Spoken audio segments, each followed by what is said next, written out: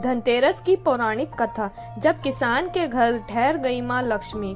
कार्तिक कृष्ण पक्ष की त्रयोदशी तिथि के दिन धनतेरस का पर्व पूरी श्रद्धा व विश्वास के साथ मनाया जाता है। धनवंतरी के अलावा इस दिन देवी लक्ष्मी और धन के देवता कुबेर की भी पूजा करने की मान्यता है।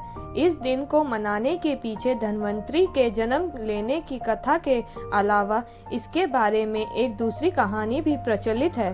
कहा जाता है कि एक समय भगवान विष्णु मृत्यु लोक में विचरण करने के लिए आ रहे थे। तब लक्ष्मी जी ने भी उनसे साथ चलने का आग्रह किया।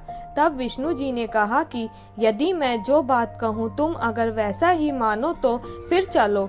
तब लक्ष्मी जी उनकी बात मान गईं और भगवान विष्णु के साथ भूमंडल पर आ गईं। कुछ देर बाद एक जगह पर पहुंचकर भगवान विष्णु ने लक्ष्मी जी से कहा कि जब तक मैं ना आऊं तुम यहाँ ठहरो। मैं दक्षिण दिशा की ओर जा रहा हूँ, तुम उधर मत आना। विष्णु जी के जाने पर लक्ष्मी के मन में कौतूहल जागा कि आखिर दक्षिण दिशा में ऐसा क्या रहस्य है जो मुझे मना किया गया है, और भगवान स्वयं चले गए। लक्ष्मी जी से रहा ना गया और जैसे ही भगवान आगे बढ़े लक्ष्मी जी भी पीछे पीछे चल पड़ी। कुछ ही दूर आगे जाने पर उन्हें सरसों का एक खेत दिखाई दिया जिसमें खूब फल लगे थे। सरसों की शोभा देखकर वह मंत्रमुग्ध हो गई और फूल तोड़कर अपना श्रृंगार करने के बाद आगे बढ़ी। आगे जाने पर एक गन्ने के खेत से लक्ष्मी जी गन्ने तोड़कर रस चूसने लगी।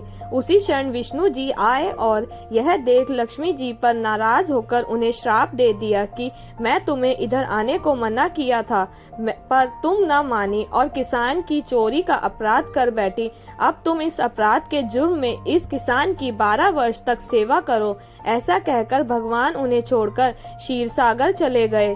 तब लक्ष्मी जी उस गरीब किसान के घर रहने लगी।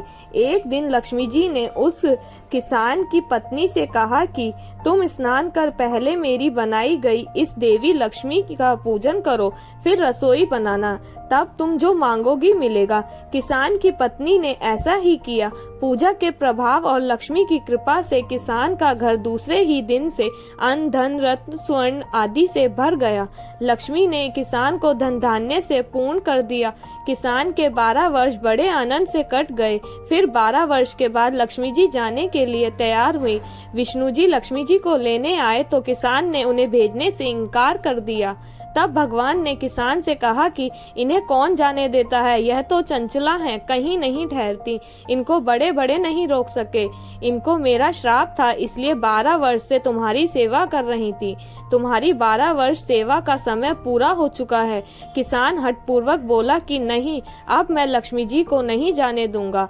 तब लक्ष्मी जी ने कहा कि हे किसान, तुम मुझे रोकना चाहते हो तो मैं जो कहूँ वैसा करो। कल तेरस है, तुम कल घर को लीप पोत कर स्वच्छ करना, रात्रि में घी का दीपक जलाकर रखना और शामकाल मेरा पूजन करना और एक तांबे के कलश में रुपया भरकर मेरे लिए रखना। मैं उस कलश में निवास करूंगी। पूजा के समय मैं तुम्हें दिखाई नहीं दूंगी। इस एक दिन की पूजा से वर्ष भर मैं तुम्हारे घर से नहीं जाऊंगी।